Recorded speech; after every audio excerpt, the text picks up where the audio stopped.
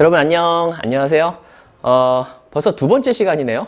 이제 제가 유튜브 채널을 만들고 뭐 다양한 방법으로 찍고 싶어요. 이렇게도 찍고 제가 이제 요약 정리해 가면서 펜으로도 찍고 할 텐데 오늘은 그 두 번째 시간입니다.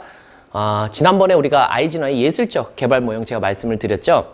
오늘은 그 시리즈로 이어서 일단 재개념주의의 관점에서 실존주의적 접근을 한 파이나의 자서전적 개발 모형에 대해서 말씀을 드리려고 합니다.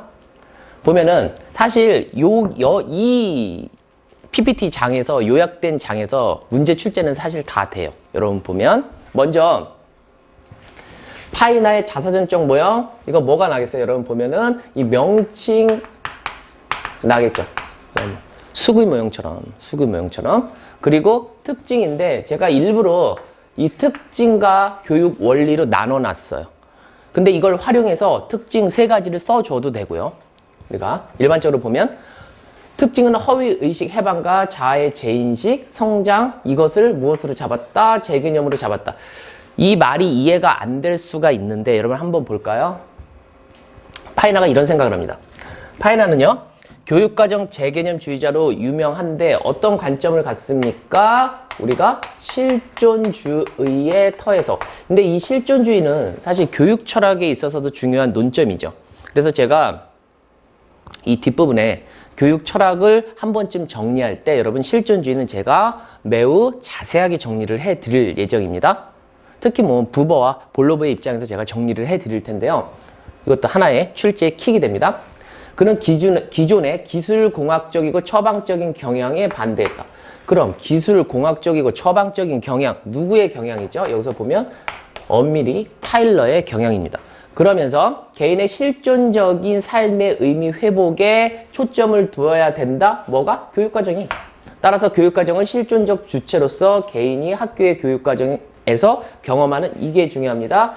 경험하는 그 내용이 이제 주목하는데 내용, 그동안의 지적 전통주의자들은 내용에 대한 고민이 사실 크진 않았죠. 왜? 우리가 보면 공적 전통이라고 이야기하는 다양한 내용들이 역사적으로 만들어졌고 그것은 정치적이고 상당히 뭐 역사적이고 문학적이고 이런 것을 그냥 받아들였던 거죠. 그런데 그런 텍스트들을 받아들여서 개인이 어떻게 자아를 구성하는지 주어진 내용보다는 경험하는 내용, 다시 말해서 학습자의 이해가 중요하다.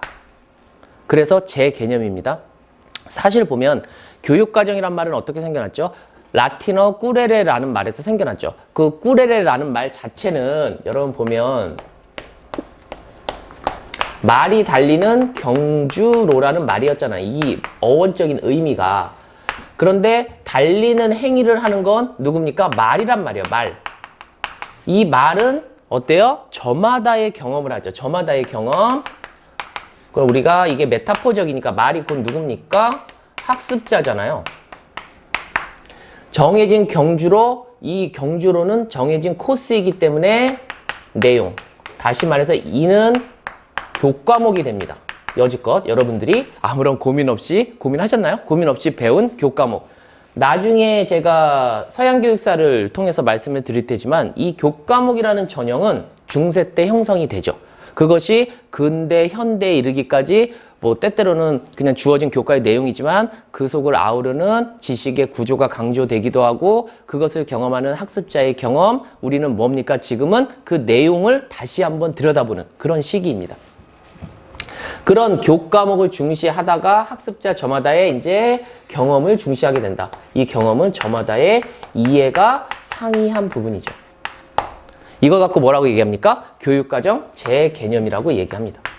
시험 문제에 나면 전반적인 이런 이해에 대해서 써주는데 시험 문제 날 때는 여러분 세 가지를 써주면 되는 거예요. 무엇에 대해서?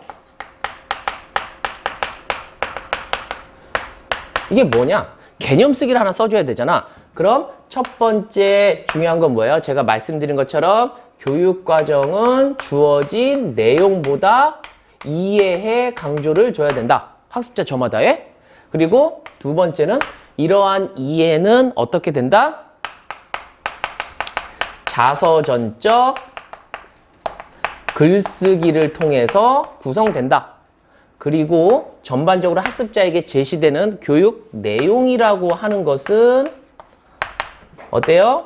사회적이고 정치적이고 문학적이고 기타 등등등등 여러 가지가 있겠죠. 이런 복합적인 텍스트를 통해서 다양하게 이해돼야 된다. 이건 뒤에 데리다가 강조한 해체와의 개념, 그것도 이게 상통되는 그런 내용이네요.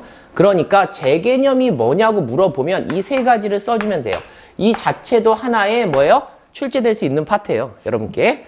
그래서 파이나가 교육과정 재개념주의에 대해서 이렇게 생각을 합니다. 그래서 여러분 재개념주의 이렇게 써주시면 되고요. 그렇다면 다시 한번 파이나의 자서전적 모형에 집중을 해서요.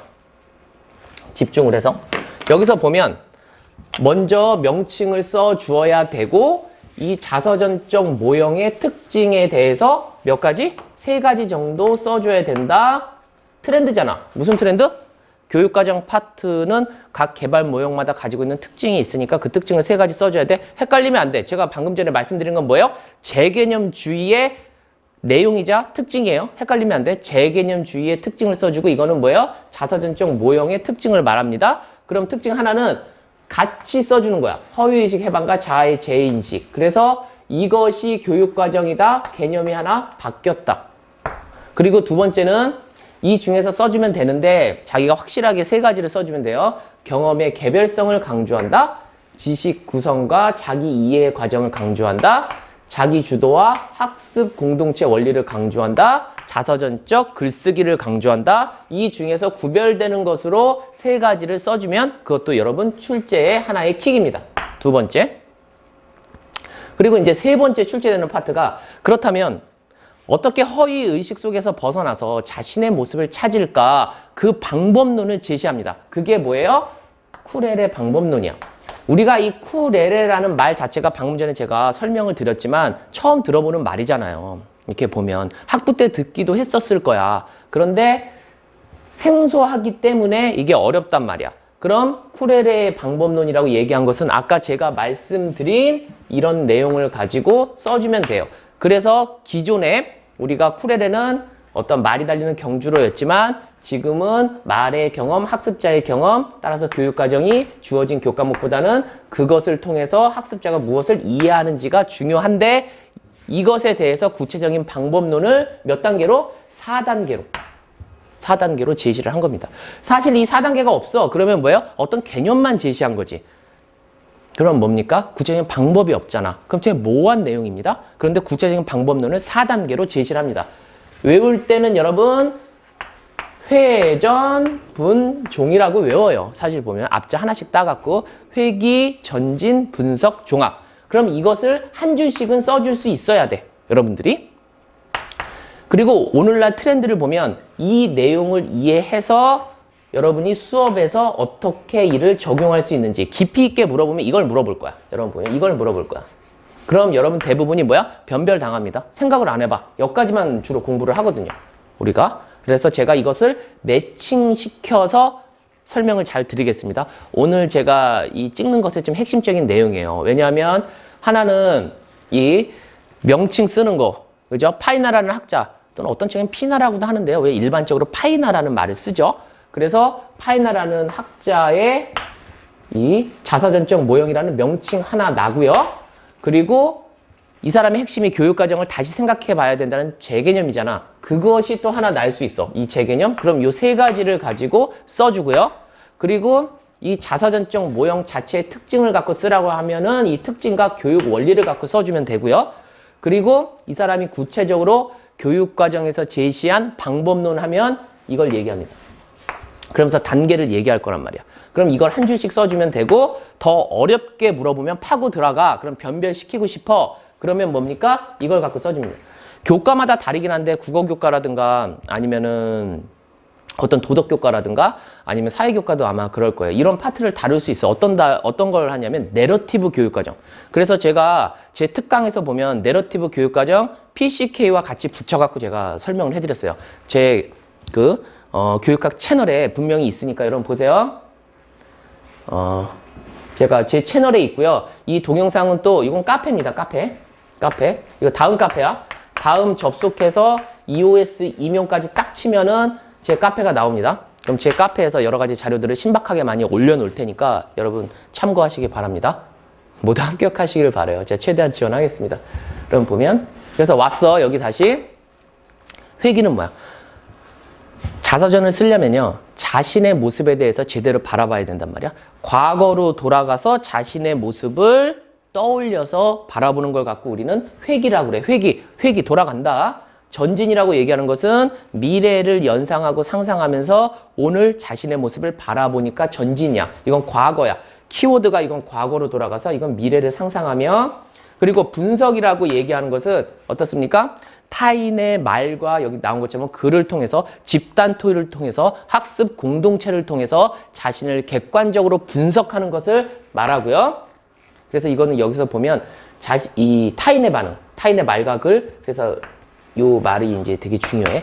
그리고 그 속에서 새로운 자신을 발견하는 걸 갖고 우리는 종합이라고 얘기합니다.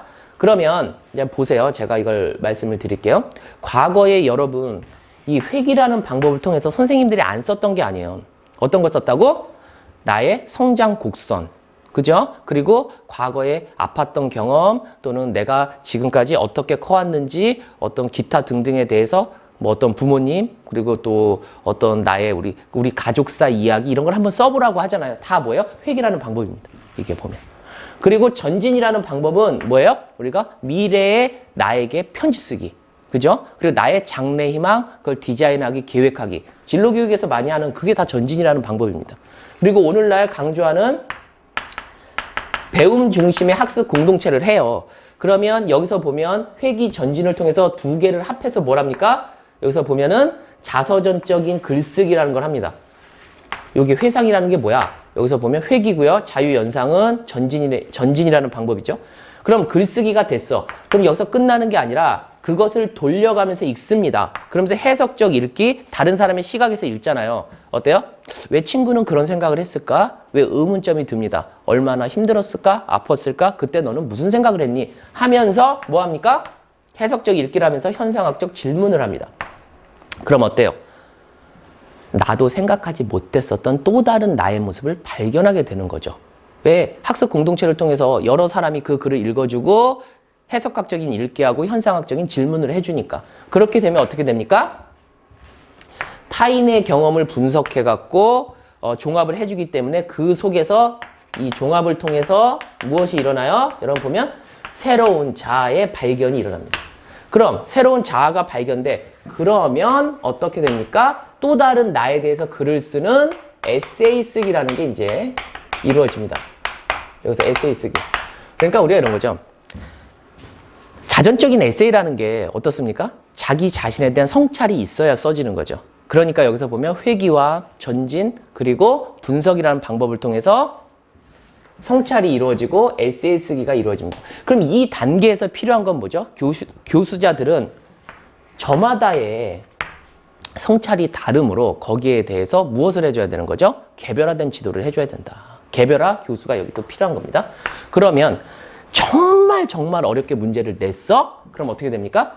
교수자들은 이 회귀와 전진 분석 종합이라는 꾸렐의 4단계를 통해서 어떠한 교수 전략이나 지도를 해줄 것이냐 이런 걸 물을 수가 있어. 그죠? 그럼 어때요? 완전 멘붕이죠.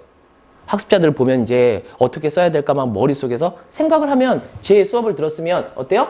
회귀는 과거로 돌아가 자신의 모습을 뒤돌아보는 것이기 때문에 나의 성장 곡선 그래프 그리고 과거의 에피소드에 대한 글쓰기를 하면 되고, 전진은 미래의 내 모습을 통해서 오늘 내가 무엇을 희망하고 살아가고 있는지를 바라보는 거니까 미래의 나에게 편지 쓰기 같은 거 상당히 좋죠? 그리고 분석은 학습 공동체를 통해서 서로 쓴 텍스트를 읽어주면서 여기에 나온 것처럼 해석적 읽기나 현상학적 질문을 해주면 되고, 종합은 반성적 성찰이 일어났기 때문에 개별화된 글쓰기를 해주고 거기에 따라서 교수자가 스캐폴딩을 잡아주고 개별화된 지도를 해주면 된다. 딱 떨어져요.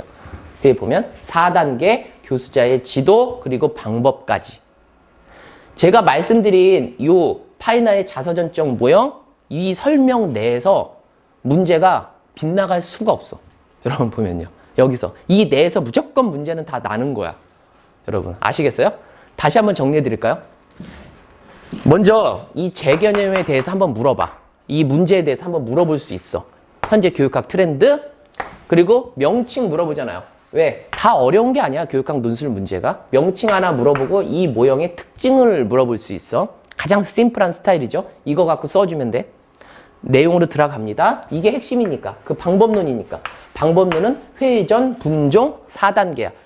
이것을 써주면서 어때요? 한 줄씩만 설명할 수 있는 문제가 날 수도 있어. 하지만 이제 어려워집니다. 교수자의 교수 전략이랑 붙어줍니다. 그럼 제가 말씀드린 이러한 방법을 통해서 자사전적인 글쓰기 1단계 해주고요. 여기 뭐가 들어갔어? 회귀와 전진 들어갔죠? 그 다음에 학습 공동체 활동, 타인의 시각으로 바라봅니다. 여기 뭐 들어갑니까? 분석 들어갑니다. 그 하는 방법 이렇게 들어갑니다. 나중에 종합이 일어나지요. 이 종합은 뭐예요? 개별 에세이 쓰기이기 때문에 개별화된 지도로 갑니다. 이렇게 정리가 딱 끝나요. 이 내에서 무조건 문제는 다 난다고. 파이나는 100% 공략됩니다. 아시겠죠? 그래서 이 재개념주의 모형에 대해서 지난주에는 제가 예술적인 미학적 입장에서 접근했었던 아이즈너, 그리고 이번 시간에는 실존주의적 재개념 모형을 말한 자사전적 글쓰기를 강조한 파이나에 대해서 말씀드렸습니다. 오늘은 여기까지 말씀드리고요. 또 저의 EOS 개념 시리즈는 이어지겠습니다. 감사합니다.